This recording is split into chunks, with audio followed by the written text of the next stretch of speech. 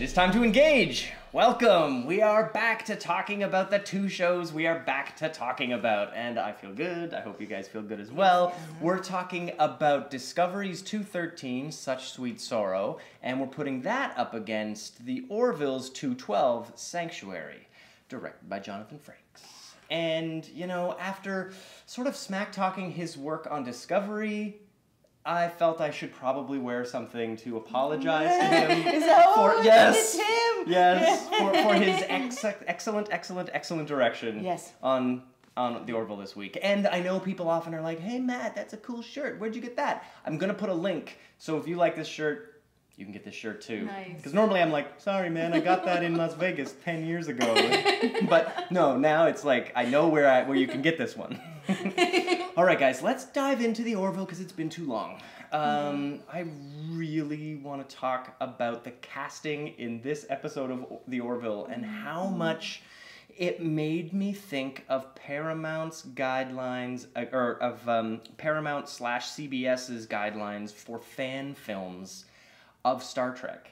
Because there were always fan films of Star Trek. There were fan series of Star Trek. And Paramount eventually was like, guys, this is a problem. We're losing money. And we're going to make the Discovery series, so we better go after these guys. We're going to sue Axanar. We're going to just tell everyone what the new rules are. And they really changed what fan films are like. And the Orville is casting like a perfect fan film. I gotta say, we had Deanna Troi, we had the other son of Moog, we had Kern playing the Mocklin, like, loudest, angriest dude. We even had a several times Star Trek supporting actor, Abraham, as the, like, Grand Chancellor of the Union. So it was, like, peppered with so many familiar faces. Sonia, how did you feel about getting to see all these faces on the Orville? How'd it feel?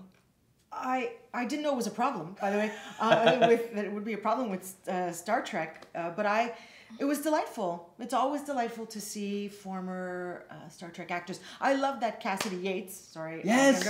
Cassidy Yates is a regular cast member of the Orville. This episode was exceptional in a lot of ways, and they just added to the, I don't know, it was the substantial... the substance to it, and they added to the good feeling about it. Yeah, and they sort of brought that Mocklin storyline to where we were talking about it probably getting to. Vanya, did it get to where you wanted it to get to, or did it pull punches? Yes, no, I thought the threats were good. Like, you did feel like that need to deal with those subjects, and the bigotry, you know, of Clyden, who I'm like, get rid of that guy now. Like, his bigotry is unbelievable. I mean, from our point of view, well, from I will speak for myself. I agree. Yeah. Dump the child. I don't want to, right? You don't need that Clyde. And his influence over their child, who is female, which is problematic. And I don't know if they'll have to deal with that further. I think they will. Like, seeing they have a good track record for actually dealing with the things. Yeah. If they deal with Topa wanting a gender reassignment surgery in Topa's, like, adolescence. Yeah. Whoa, that would be a fascinating episode. Yeah, and I also, as far as guest stars, I think Tony Todd was used really, really well. Marina Sirtis, I did kind of feel like a little flat about that. Like, I felt like I could have had more. Yeah. I mean, she might be there. They needed another teacher, and hopefully she's just going to be there all the time. Exactly. Hopefully she'll be a regular so that we get to see more. Because I was kind of like, if that's it, then I'm kind of disappointed. Yeah. You know what I mean? Because I thought that would play out more. Like, she would have more influence over Topa, and we'd get to see that more. But I guess that wasn't meant to be at this point anyway. I mean, it was a weird drop-off that she was there for the first act and into the second act and then disappeared. And then we went back to see Topa in the classroom. But we didn't see her. And there wasn't... I wonder if there's anything on the cutting room floor. Like, it feels like there's a bookend there, and it's weird that Sirtis isn't a part of it. Or cross her fingers she'll return. Yeah, you know, and hopefully. maybe more part of Topa's storyline since she's his teacher. But yeah, Clyden, oh man. Yeah. I'm not into Clyden, man. I mean, it's funny because I've been thinking about that time he was, like, engineered on the holodeck to look like he had murdered another person, and I was like, oh wait, shit, that wasn't him. Right, Yeah, that wasn't yeah. him. He didn't do that, but it's so much a part of who this character is now in my mind. Yeah. It's not like I want him to kill somebody, but at least he'd probably be gone now if he had. True. He'd be locked up. I and was out of kind of there. like hoping it when we did see that episode, you know, this is the time we're gonna get him because he needs to go. Yeah, I feel And like Clyden's becoming an interesting villain. Well, he is, and he's right there, right in the ship. And when Bortus confronted him in front of Grayson to say, you know, you don't even acknowledge her presence. That I was like, oh yeah, I didn't even notice it myself. That he just the way he just walks up to him and you know, and it's the like way she's he not speaks. even there. Yeah. So that was really interesting. Now, did we get close enough to the Mocklin threat of secession for you guys? Like, I kind of wanted to see the Mocklins leave the Union. I feel like all of the jeopardy kind of evaporated at the end of this episode. Yeah, I agree because especially since that was a really good point when Tony Todd's character is just like, we'll just like get with the Krill. Yeah, the Krill's like guns. I was like, whoa, that's a real. I didn't think about that. That's pretty good. You know, that's a good point. But then he kind of crushed it right away, and I was like, no, I wanted that threat kind of to continue, like to keep would have been burning. like the Cardassians chilling with the Romulans. You're like, oh, that's scarier. Just to keep, I feel like that's handled better in Deep Space Nine, where you feel that burn, even if it doesn't come to its full fruition, that threat that's constantly there, that they could do that. Oh, that would have been great. Yeah. Yeah. Anyway, did you think that it felt like it sort of popped at the end, or did we sort of diffuse too much for you? Yeah, because if they had seceded, then they would have been able to keep the underground going. The colony would have been able to keep the underground going. I thought that was a big loss. I felt that loss when it happened. But I do think that it was really relevant. It was a beautiful, relevant story. You know, international powers. Debating human rights and weapons together, and you know, and I just thought it was written beautifully and even directed beautifully. Like the pace was great, right? Yeah, always. And I must say, we got to see some like ship comes into a shuttle bay shots in both of these episodes, and in one of them, it's just like out and in. And it was really boring on the Orville. But then on Discovery, it was cameras upside down, watching thing come in, confusing, nauseating. And it was just like, that to me was the epitome of the Orville being so safe it's boring. And and Discovery being so different it's nauseating. And it was like, oh, guys, there's a place right in the middle. Yeah. Right in the middle. But Jonathan Frakes, he's proven, like, his presence does make basic, like, it's not like a fluke. You know what I mean? Yeah, like, he really... you have to give him a supremely bad script for Jonathan Frakes to make a not great episode of Discovery or the Orville. Yeah. And when you give him a really great Orville script, it's a really great episode. He's got the fight scenes down though. That's true. His fight scenes have been good. Right? Because the editor has a lot to, or is... That's true. The choreographer, the director, and the editor together, if any one of those people is bad, it is a disaster. But having those three people on point, and you get what Frakes is able to do with some of these fight scenes. Yeah, and absolutely. As far as the fight scenes in Orville, I like that it was Kelly and Bortus again together, and they're kind of having like a Riker-Worf relationship where they're, you know, when Riker and Worf go down to handle something, it's like a bad boys situation. Yeah, they just like, take everything out. Yeah, I used to love when they would do like work together really closely, and the, you know, the rigidity of the Klingons and like, I mean, Kelly's not as Kelly. Actually, Kelly does have. Yeah, she does actually. Yeah. And she's actually proven that she's like, yeah, I'm gonna break some rules. And in a Riker kind of way. So yeah, that is cool. Yeah. Yeah, she's quite a Riker. I'm into. Yeah, I want them to lean. Oh, I don't want to use the term lean in. But like, I didn't want to do that, but I'm gonna do.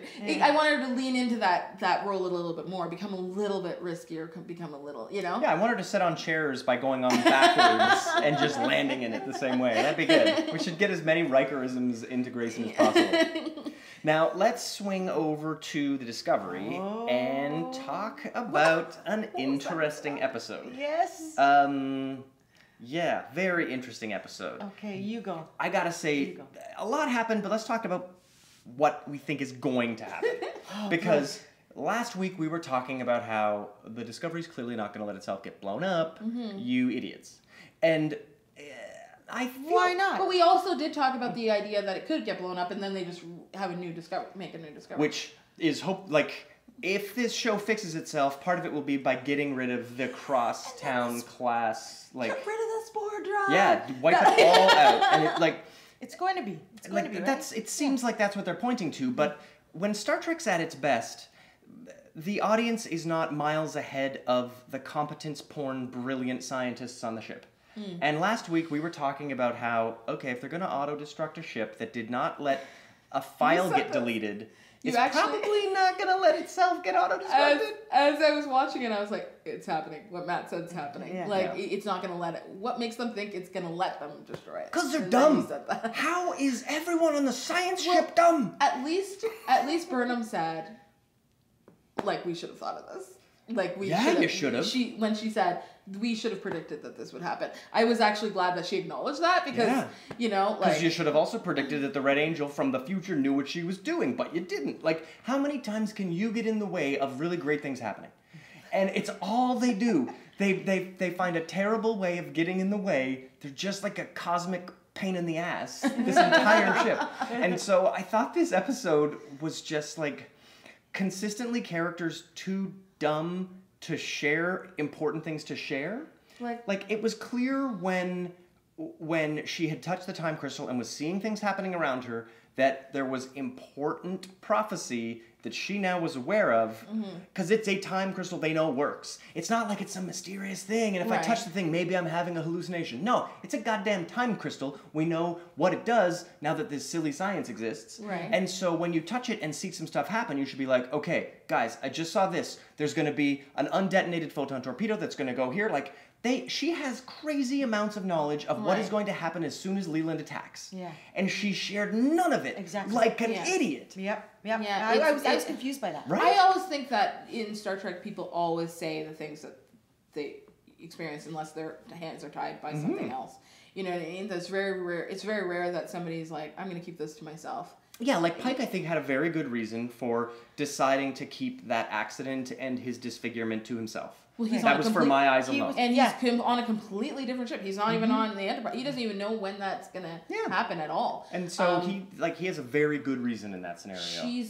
What she experienced was closer to the time that she's in. And was immediately applicable. And it's going to affect Enterprise and not Discovery. Yeah. Right? Yeah. That came up twice. That torpedo. The torpedo. Now, it came up also with Reno, but we know that Reno is also sacrificing herself. Well, that's what it looks like. Yeah. She's going to sacrifice herself in some way.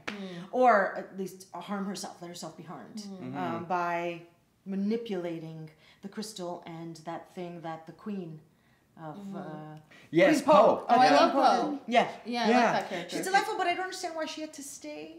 Did I miss something? I mean, it was just a device. It's a plot device convenience. Yeah, there's a fair bit of plot device convenience in this episode. And she did make a point that if she doesn't succeed, then it doesn't matter what happens she's there. to the planet. Anyway. Not. That's right, because everybody's going to die. So. Yeah. On the topic of plot device convenience. Yes. What did we think about the space docking arms I don't know. come out? I like the bridges. The starship intercourse that we were I able to watch. I thought that was a cool visual. I like that. It was weird it's and new interesting. technology that Yeah. I didn't know that they were capable of. But is there a time in the history of Star Trek No. where people needed to get off of one ship and onto another ship en masse, and this technology would have been used?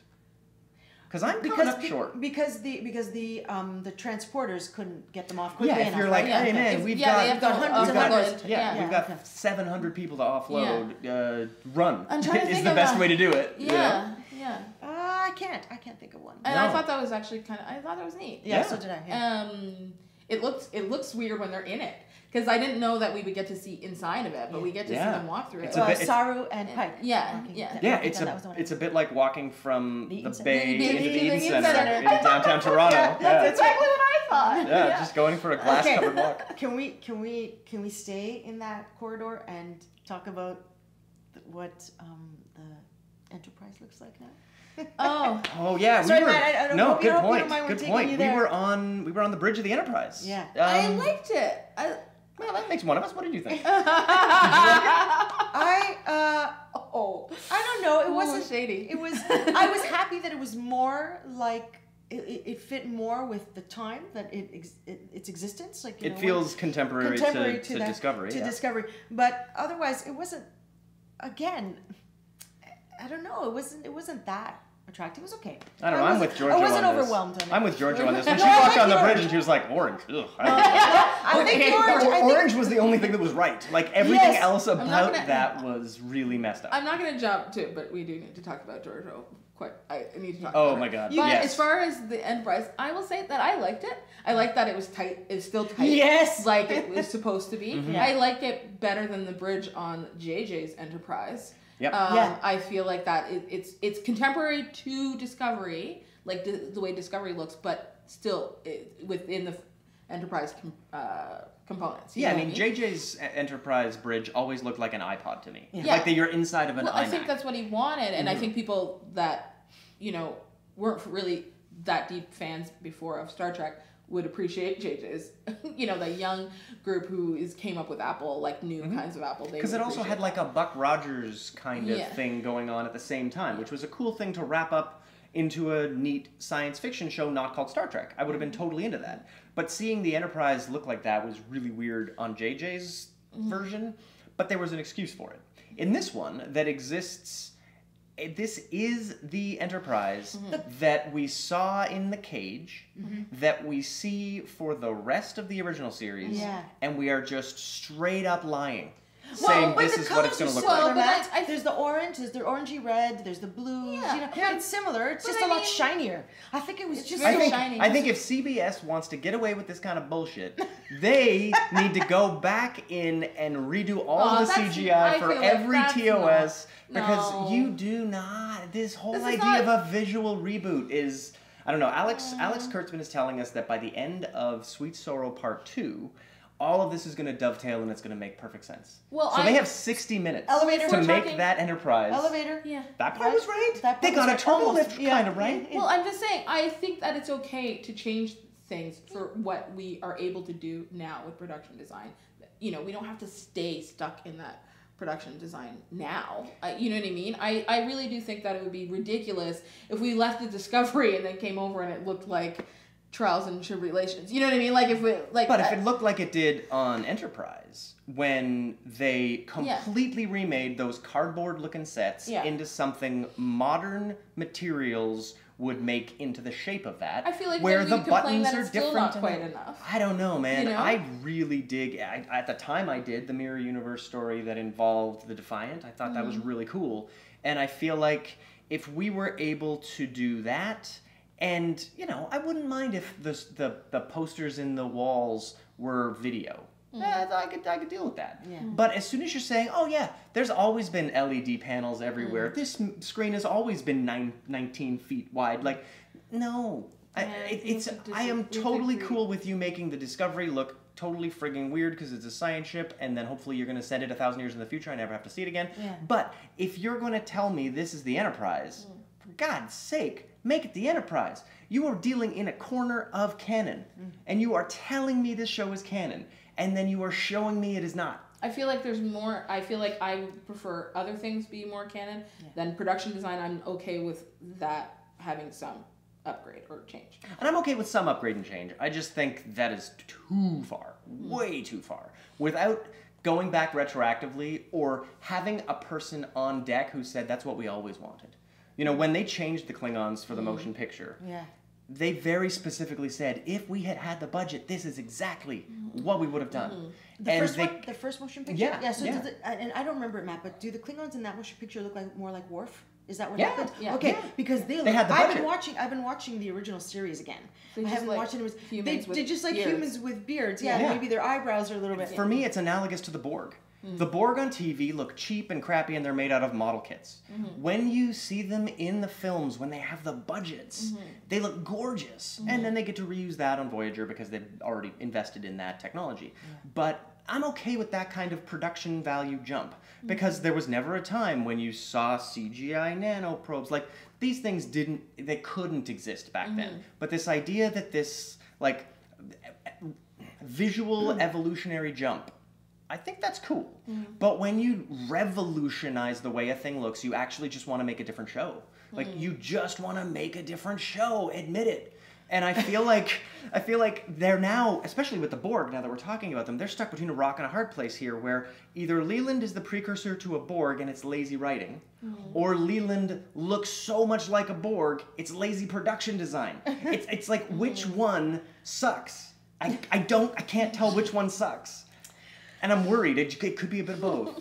And I don't want to just hate on Star Trek Discovery, because right now they're poised to do something fascinating. Well, I do hope that they get rid of Discovery. Like, I really do.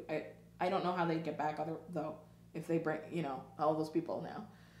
If Michael was just going with Discovery, then it would be easier for them to get rid of the actual ship and have a new ship. But now that everybody's in it, how do they do that? I'm wondering if after about 30 minutes of tearful goodbyes with Michael, is Michael going to be gone? Because if Michael and the ship both go, who do we follow? Are we going to be a show a thousand years in the future with a ship? Yeah. Are we remaking Andromeda, basically? Does this show become a remake of another Gene Roddenberry show? I did think about that. If the narrative of the show jumps ahead 1,000 years, and it's Burnham in the future. With all those people? Or just her in the ship. Like, if she's able to get rid of as many of the skeleton crew necessary, and we've got like just our favorites, is it now a remake of Andromeda by being 1,000 years in the future, or do we lose Burnham, we lose the ship, we get a shiny new Discovery, and all of our favorites except for Sonika is now part of our new USS Discovery? They can't get rid of Burnham. She's a protagonist. So we haven't heard anything like that. But then does that mean that 30 minutes of this episode was a complete emotional waste of time?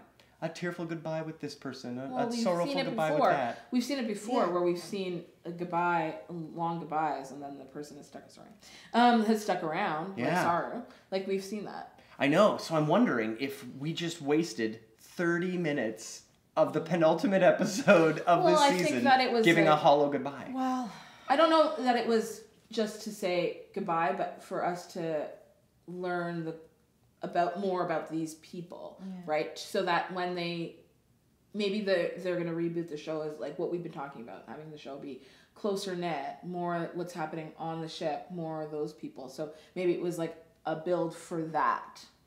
Do you know what I mean? Yeah. I mean, I gotta say, if that's what it is, then I think it was worth it. It's stressing me out. Like, I'm so glad I had the Orville to give me like a warm hug afterwards, because when I saw this episode of Discovery, I was like, oh shit, there's so many things happening, and every single one of them is not a creative choice. Every single one of them is a corrective choice. They're trying to fix horrible mistakes they made 30 hours ago in this show. And so there's a lot of people who are like, well, Discovery is like DS9, how it's just a different kind of Star Trek. But I feel like Deep Space Nine was making bold creative choices right out of the gate, doing things that people didn't like and sticking to it and showing us that it was a great choice. And I feel like Discovery started with those two guys directing and DPing the first 2 hours of Discovery, gloating about how they have never seen Star Trek. And the last 30 hours of this show have been trying to undo everything that happened in that pilot that was just balls wrong. Unless we're looking Who would have okayed it? Who would have okayed that pilot? Les Moonves, who doesn't give a shit. Was Rick Berman still? No, it was Les Moonves, who doesn't understand. It's not any of that. Les Moonves made like money decisions. I mean, Les Moonves is a monster to begin with. But putting that aside, he's also an ignorant shit who knows nothing about Star Trek, which is the crown jewel of CBS and Paramount. Like, they own nothing more valuable than that. And the entire time Les Moonves was in power, he greenlit 0 new shows about Star Trek. He was part of the reason Enterprise was canceled when it was doing great stuff. So there's a rumor that he didn't know the difference between Star Trek and Star Wars when he got that job, which, is not the guy you want to have in that for like so many business reasons on top of him being a piece of human bile. Right. So I feel like Les Moonves being the guy who said yes to the show and then no to Brian Fuller and gave us this confused hodgepodge that is Discovery now, where they're like trying to find the right showrunner, trying to keep a show together, trying to fix it, trying to make it into a show that they want to keep making. If after one more hour of Discovery, we are there, what does the show look like to you? That the version of Discovery you want to see, Vanya, what does that look like in one more broadcast hour of storytelling to get us there? I feel like what I fear is that we won't get that in the last hour. Yeah. You think Kurtzman's lying again? Where he's like telling us something and feeding us something else? What is it? But you mean when he tells us that all the canon that everything's is just going to be snap fixed? right into place at the end of that I hour. don't think. Well, go ahead, Vanya, please. No, my fear is like, what if it's just like a cliffhanger and then we have to figure it out next season? Like a best of both worlds? Yeah. Where they write themselves into a corner and then figure... Yeah. So they do keep referring to this as a two-parter. Yeah. So a two-parter of a serialized show should have a conclusion. It's sort of a 14-parter. Right? Yeah. Because it's already, all of them, every episode's... How do you have a two-parter in the middle of a serialized show where every episode connects? But they keep referring to it. I've read multiple things where it says two-parter. And to me... two-parters have a conclusion. Yes. The conclusion might not make us happy, but it has to have a conclusion nonetheless. But if it wouldn't make you happy, what would it do? Then we would know who they would come back, and we would know who the captain was. It would be somebody who was going to stick around for a few seasons. No more of the dark arts. Maybe it'll be Burnham, and it will be random that she somehow. Well, she went from being in charge of Saru to being a criminal to now being in charge of Saru again, which. I mean, is entirely possible in this world. But that would be, at least if they did that and made a decision, and then she was the captain, she would be the captain by season 3, like other black people who are commanders who have to be promoted in Star Trek. Just saying, Cisco. Yes. But, because we can't start off as captains. No, heaven forbid. We have to be promoted. But, you know, that would be ideal. I would think, I'm okay with that jump. Yeah. I'm okay to make that jump if it gives some stability to the show. Where it does become, maybe we see more episodic things coming next season. Especially if you choose to keep showing the show episodically. Piecemeal, right? Yeah. So if you're showing it that way, then it would be great if they came back, they fixed things. We got out of doing the whole universe is going to be exploded every season. And we broke it down a little bit more into even smaller arcs. Yeah. That would be great. And we would have, you know, Sonequa Martin Green, she's the captain now. This is the crew that they're kind of building around. Except for every time I saw, what's her face that took over for Ariam?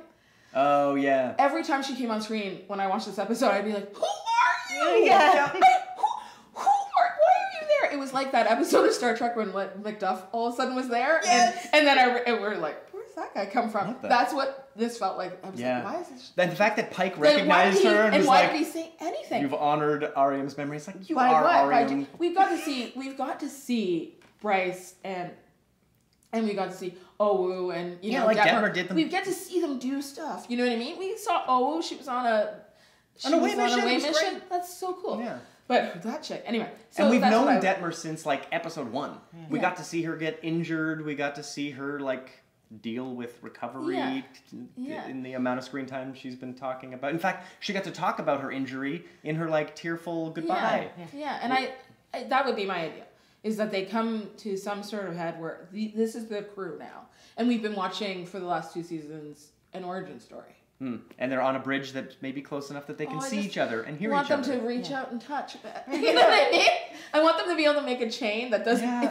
They don't run out of people before they get to the other side of the bridge. Yes. How about that? Like if they held hands, if they did hands across America, would they actually be able to touch the reach wall to wall? Oh man! Because I don't think they can do it on this bridge. I do not. I think I saw it last week. The Discovery Bridge actually had a room. There was a door to another room. Oh my God. I saw somebody working in it. It looked like engineering. How on the Enterprise on TNG, how there's like a little back room. Yes. It looked like that. And did you notice on the Enterprise bridge they did that again, where if you're standing in just the right spot on the Enterprise bridge, it might look like the turbo lift is right behind the captain's chair, but it's not. On this version, there's a whole other room. Like you can able to peer around, and there's like other people working. They put other cubicles in to make the Enterprise bridge even more bigger than it's too big already. It was just like it's just more bigger. More bigger's not better. Oh my God. Yeah, I got enough of the more bigger. Anyhow, that's what you would do, Sonia. If you had an hour of Discovery left to turn it into the show you want to see them continue, what are they going to have to do in Sweet Sorrow Part 2? They're going to have to stay in this time period. Mm-hmm. And I have really become attached to a lot of the crew. Mm-hmm. I want them to stay together. I want to watch them have more adventures. I want to watch them explore. Mm-hmm. I would love to actually see some exploring, some real exploring. Go discover something. Not just trying to save the universe. Yes, I'd really love to see that, and I would love it if Burnham were the captain. Love it. Even though I know everyone, they're making it seem like everybody wants Saru to be the captain because they respect him and they have affection for him. I would love to see Burnham be the captain, and I don't know. I can't think of what's going to happen to Giorgio, but I really love. Isn't she getting her own show? Yeah, and I imagine she and Tyler will be on that show together. Yeah, because he seems like he's sticking around. Yeah. Would he change anyway? On the topic of Giorgio, should we have a conversation about this ridiculous exchange between her and Pike when he teleports over and apparently knows about the mirror universe? But why wouldn't he know? I guess what I'm wondering is... Why would anybody know about the mirror universe? Do you know about a mirror universe? No, but the people he worked with very closely knew about it. Didn't the Admiral know about it? That means Starfleet has terrible security. Yeah, it does. That means even if he knows, he should know. He should know. No. You know what I mean? That means they have horrible security. And to be fair, hundreds and hundreds of people jumped into the mirror universe aboard the USS Discovery. Yeah. Try keeping that secret. Yeah. It's not going to work. That's right. Well, that's going to be in the Inquirer. We talked about this when we talked about Section 31 at all. Why does all these people even know that Section 31 that's right. Yeah. Who's part of it? You know what I mean? Tyler's wearing a Discovery uniform, but with a with the magic badge. I just feel why isn't he in his own uniform, like a Section 31 uniform? Yeah. Yeah, and so the ship is gonna have to stay in this time period because Spock can't go into the future, or at least Spock. If the ship goes into the future, Spock can't go with them. The only way Spock could go with them is if whatever time jumping weirdness that happens somehow manages to undo everything about this show so far. Well, that's the thing. Oh, I just had a thought. Tell us. I was just that's how they're going to reset everything, by time. Mm-hmm. And you know how much I love that. Yeah, that's always satisfying. No, it's the thing I hate most. I hate it the most too. It's why so many episodes of Voyager are terrible. Tick me off. You spend 2 hours watching something and you get committed, and then it's we're just gonna pull a Voyager or JJ and wipe it. And it was all a dream. Yeah, and so that's, oh my god, I can't believe they're gonna do that. Anyway. Yeah. Well, and I think if the main characters that were a part of this story jump to another time, and we're on their story now, and everyone somehow forgets about the existence of the USS Discovery, and Michael Burnham's character kind of never existed, but in this time splint, we get all of these characters 1,000 years from now, and they're going to go have an Andromeda show. If they did that, we would be able to keep all those characters. The journey they had been on together would exist, but we would no longer be making Star Trek. There'd be no Starfleet. We'd be making some other show. So it can't be that. And we've already had... it hasn't really been Star Trek so far. Yeah. We've already had Voyager, so this would be such a mistake on their part. The only thing that But Andromeda was so good. I mean, some people really liked it. According to some people. I know. I was not one of those people really at all. I mean, there were parts of it I thought were really cool, but not a spectacular show. At least one of us on this thinks so. I'm kidding no, I just think that the only saving grace is that Spock is going with them. So if Spock's going with them, he better stick around. Then they have to come back. Yes. So we know they have to come back. I wonder what's going to happen with her mother. If he goes with them, then we know they have to come back because Spock has to come back. So maybe Burnham somehow gets him off the ship? Or they all come back. With her mother. Oh my god. Maybe they get the mom. Her father. Oh my god. Right? A big happy Burnham family. Wouldn't that just be the best? Imagine there's a reset all the way back to the pilot? Yeah. Oh, wouldn't that be nice? Like, and she's not a mutineer. Oh. Oh God. And the Klingon War doesn't happen. We don't need that. No, oh, we man. don't need that. And then we could tell the Romulan War story that actually should be happening. We'll just pretend. We'll just pretend then that Ash the is first gone. two. Yeah. Yeah, there'd be no Ash. Oh, man. The Klingons could all look right. I don't know. I don't know. This is too wishful. these great things could not occur. No, but I would be angry. I feel like that would be a cop out. Yeah, I agree. You'd have 30 hours of show that you should never have bothered watching, basically.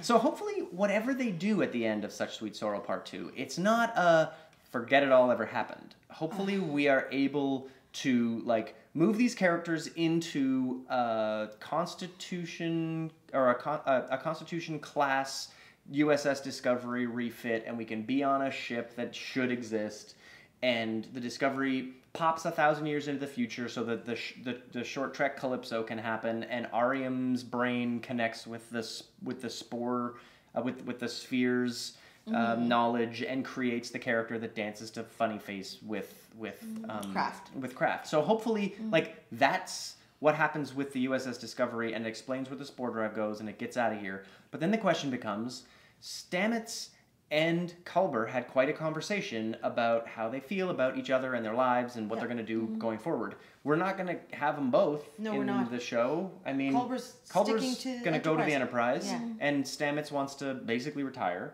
And so we lose both of them. They'll change their minds. Yeah, I hope they do. I hope at least they'll change their minds. I thought they were going to get back together. I thought they were going to get back together. Right? It is convenient. Yeah. But we know that's what they'll do. Yeah. If they want to play out their contracts. After the efforts they have gone to make a dead man not dead, if they just ship him off to another starship, that would be a remarkable waste of a super dumb story. So I like this episode, but I will say the thing that frustrates me the most about the show since its beginning is the creation of things that are dramatic that we know are never going to play out. Yeah. Like, if we just had 30 minutes of tearful goodbye to a character who is not going to be separated from these characters, wow, what an amazing another waste. Why go that way with potential separation? Find another way to make this happen. Because the goodbye between Tyler and Burnham makes sense. If Tyler's going to leave and go spin off on another show with Giorgio, that makes sense. That was, to me, the most realistic goodbye. And Pike. And Pike's goodbye, because we know he's not coming back. So those, to me, really stuck. Except when he said goodbye to that one chick who is doesn't matter. Anonymous. Anyway, those two goodbyes, I was like, yeah, that makes sense. You know what I mean? When he said goodbye to Spock. Words. Huh? Yeah, there aren't words. When he said to Spock, there aren't words. Spock was like, imagine Spock's like, I feel ripped off. He said so many nice things about everybody else. No, Spock has a heart, guys. Spock does have a heart. No, I'm saying he's so sensitive that he's like, can I hear some nice words? Yeah. Nothing? You have no words? You just met all these people. Yeah. What about me? How do you have the least amount of words for me? You said words of the blood. Well, nobody knows. Come on. I really feel like Pike's goodbye was the highlight of the episode for me. Everything Pike did, with the moment when he was like, "All right, we're gonna make a Red Angel soup for me," and then everyone was like, "We can't do that for a reason we can't disclose." So I guess it's built for Burnham and people with Burnham's mitochondria. We can't disclose. It's because it was built for Burnham's mitochondria. But there's no reason you can't change that. You're building the thing from scratch. Well, you're melting down bulkheads to make it. You can probably switch that little thing. Well, I'll give him that, but I like the idea that it's interesting that he said he'd do that, because he knows his outcome, right? Yeah. So I think he's like, get me the fuck out of that, or I'll die this way instead. Or he thinks, my chances are good for coming back, because I still have to play out that destiny anyway. Yeah, that's true. So maybe it's a very safe, selfless moment. Yeah, because it's equally scary for him, but also he knows, no, that's not what I'm going to do. This is not what I'm going to do. This thing can't possibly suck as bad as what I know is going to happen. You know what I mean? Yeah, so he's probably thinking, I'll go and live out the rest of my life with Burnham's mom. She's hot. Yeah, she's all right. I got along with her. Yeah, I feel like that moment of selflessness was like undercut with so many layers. Yeah, because I think of really Pike knowing his destiny. Yeah, and he says a couple of different things where he really kind of alludes to that he knows what his destiny is. The thing is, it's about destiny, like a lot of these things, like with Burnham and Pike. You know what I mean? Now, do we think that Ariam's brain having information about Project Daedalus that is pegging Michael Burnham as the DNA, not Dr. Burnham, is because Ariam's information is from the future when it is Michael in the suit? Or is this explanation of, oh, gee, you and your mom have the same DNA and a mitochondria? No, I think it's like what we were talking about. Remember, they kept saying there must be another Red Angel. I think it's because it does know. And again, it makes me right. Yes. Yes! It makes you right! Yes. Oh my God. I thought of that. As soon as they said it, I'm like, oh, Vanya's going to love this scene. Oh, I was right after all. That's great. Oh, I hope for you that is the case. Yeah, I really do think that that's a possibility. That's what I want to believe anyway, since I've been saying it. Yeah, since you got all that money riding on this. But I thought it was. I think it's cool. I hope that's what it is. Anyway. So we're at a neat point in the season right now where we have an hour left of Discovery and we have 2 hours left of the Orville. So I think it's time to tuck in to discuss whether this pair of episodes trek it or wreck it.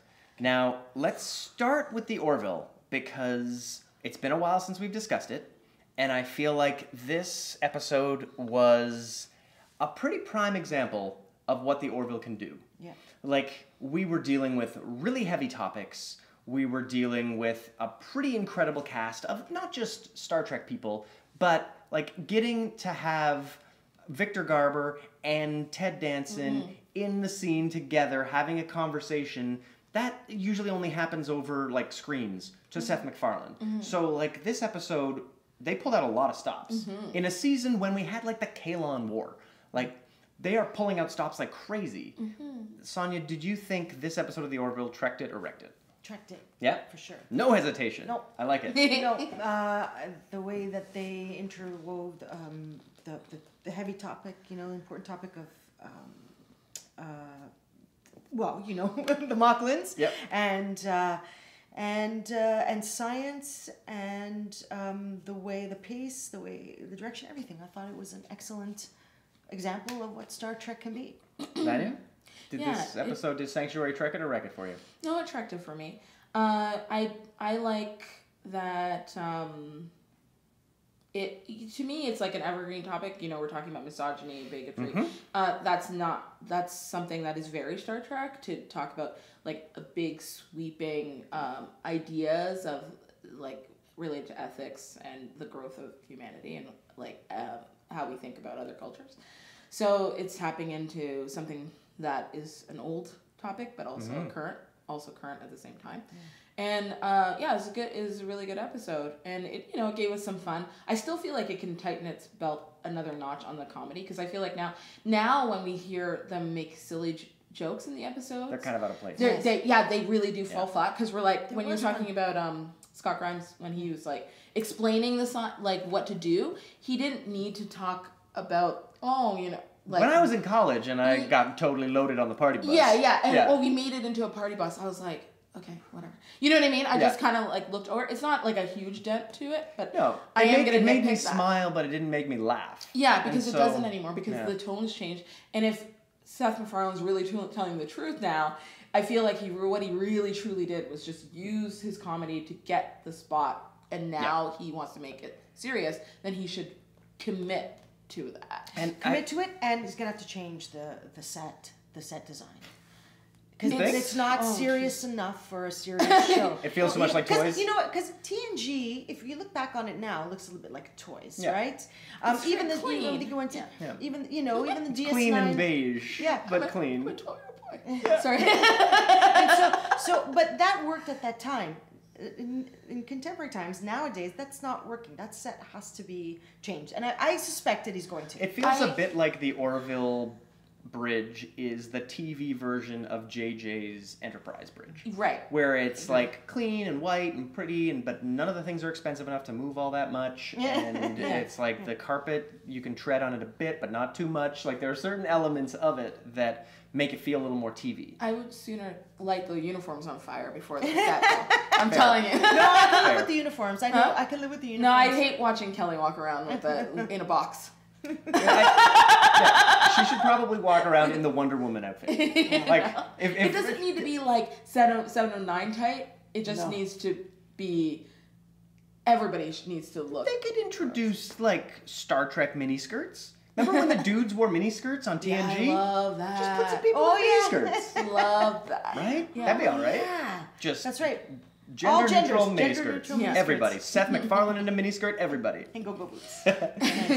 For me, the Orville trekked it 100% this episode. This was everything I needed after 3 weeks of just Discovery, like leaving me confused and rattled and feeling like I was watching Star Trek maybe. But then watching this and remembering, like you said, this is a guy who used his comedy and the fact that he had successfully made Cosmos and successfully made every funny thing on Fox and was able to then be like, hey guys, just give me a ton of money and I'll make something kind of like funny Star Trek and slowly be less funny. And I feel like what's happening on Discovery, where they're consistently trying to undo their decisions, is happening on the Orville about comedy, but it's happening out of necessity. They would not let him have that show unless it was going to have pee and poo jokes.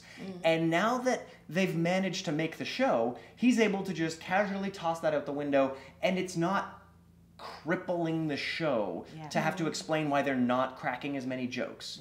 Whereas on Discovery, they are constantly trying to undo choices they made for the hell of it. Like, let's make Klingons look like not Klingons. Let's give them holograms. We frigging know there weren't holograms. Let's give them holograms. They made choices that they didn't have to make, and now are scrambling. Even in this episode, even in Such Sweet Sorrow, they're hammering it again, and we'll never have holograms again. You can argue that they were under pressure to keep up with the pace of other shows that are on the air, as far as like being for a certain demographic that is much younger than we are. Yeah, you could have made it look like The Expanse without giving them a bunch of technology that they shouldn't have had. I was just thinking about something in terms of the new gravitas that Orville has.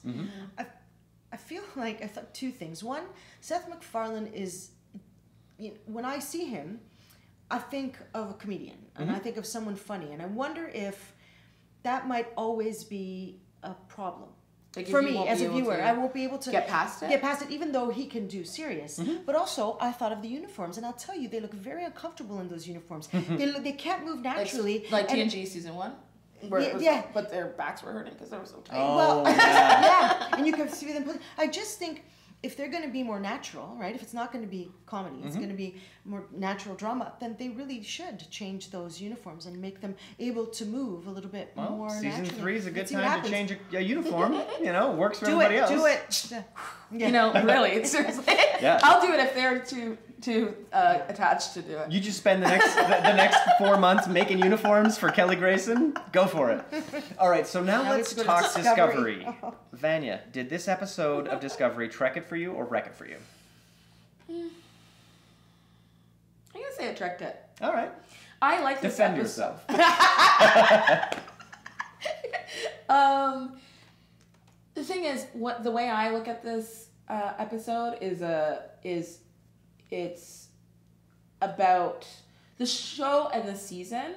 The one thing I will say that is consistent is compassion and love seems to be the theme, and that they're gonna follow through with that. And I guess maybe I'm pitting my hopes of what it could be on this episode, and them identifying the key players of what like the bridge could look like. You know what I mean? And I feel like time travel, working together with another, entity, Poe, like coming in and helping. And if we're going to talk about saving the universe, then we have to look at those things. And to me, it was finally again, I like when they're on, I love when they're on the ship, when they're working together on the ship. And to me, that was Star Trek. And Pike's goodbye was also something that anchored the episode for me, anyway. So I'm going to say it checked it. I feel like Poe's planet is totally going to get destroyed because by the time the voyage home happens, nobody knows how to reconstitute Delicious. So I think they're all smoked. Because that also doesn't. That's not exist. a thing. Yeah, that's not a thing.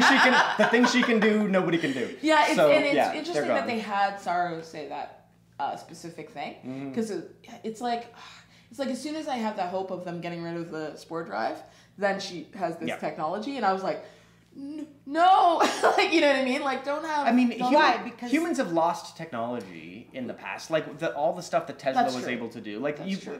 The idea of civilizations losing technology, people had no idea how to make the pyramids for so long. Like this idea and of maybe we don't know how well her thing works either. Yeah, or if it's dangerous. Yeah, maybe she dies before she shares it. Yeah, like there's so many reasons why. But again, why do you make us wonder about this kind of stuff when you could be busy telling a good story?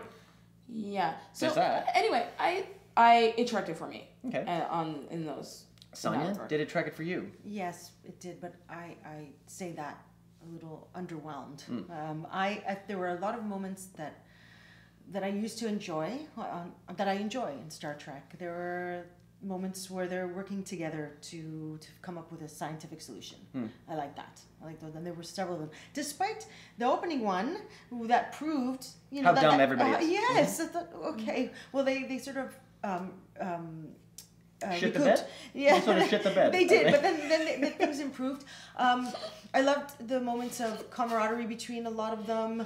That leaving the message. There was a moment in DS9 between O'Brien and Dax when they talked about that, so that kind of reminded me of that moment. Maybe that's why I didn't mind all the time spent on that. There was one criticism, was that all the time spent on tearful goodbyes. Yeah, really, that I just thought that was too yeah. much. When you have like 17 tearful goodbyes in a row, that 14th tearful goodbye kind of gets lost. Stop bleeding. Right? Yeah, so I did track it for me, but it's not an enthusiastic.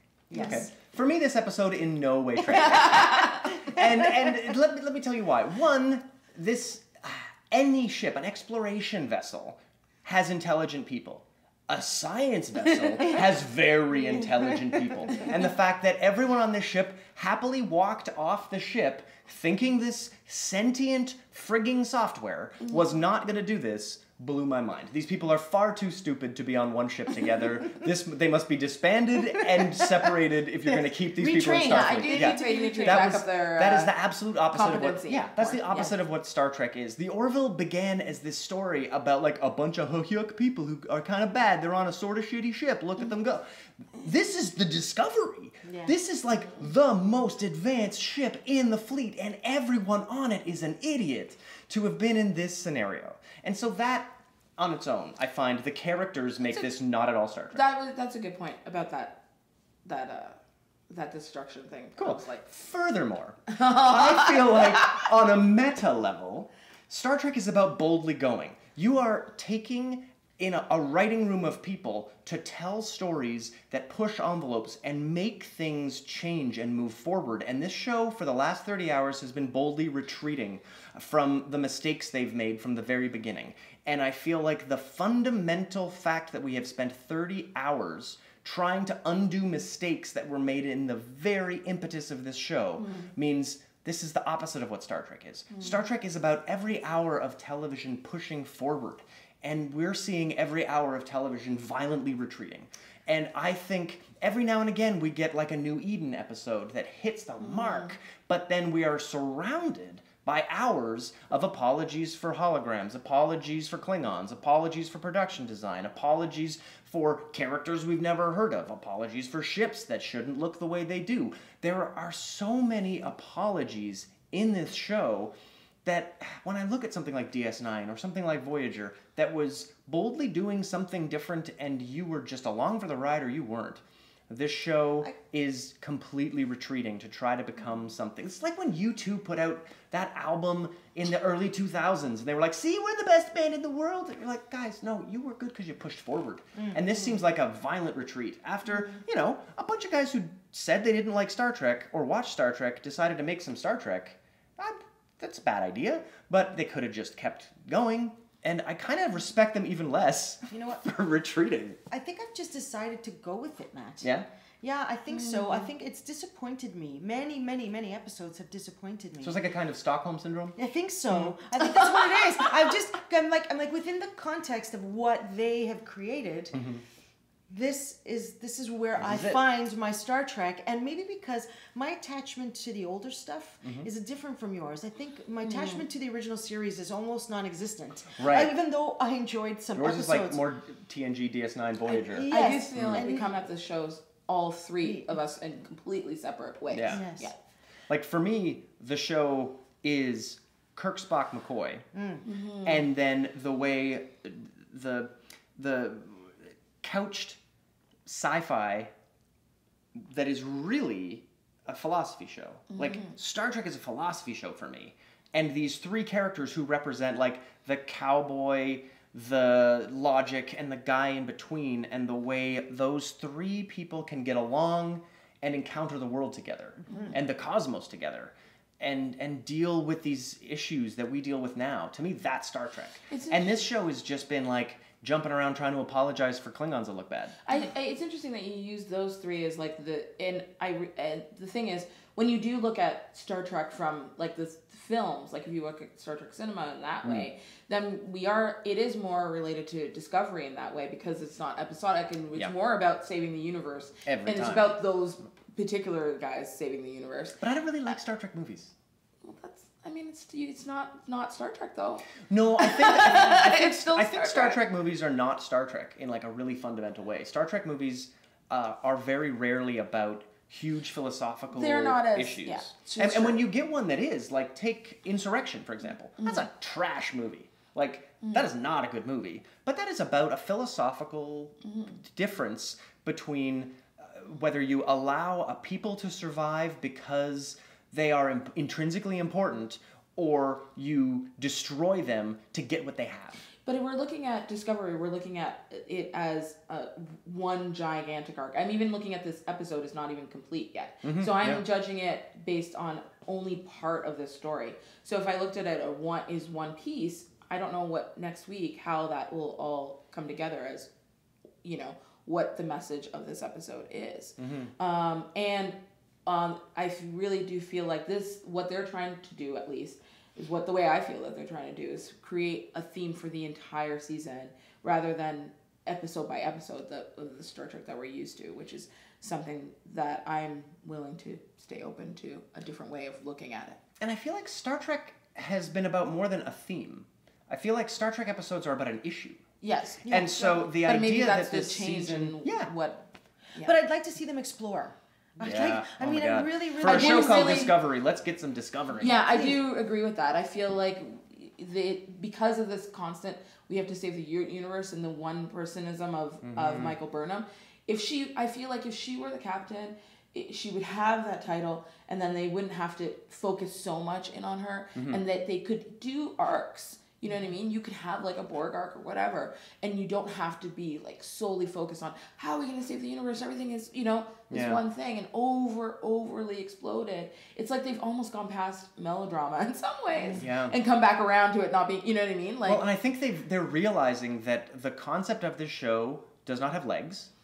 And it was designed to not have legs so that you could get to the end of Brian Fuller's first season and leave these people. Yes. And they're realizing, well, shit, we can't keep making seasons about these people because these people don't work. They don't work in this time for this long doing anything important.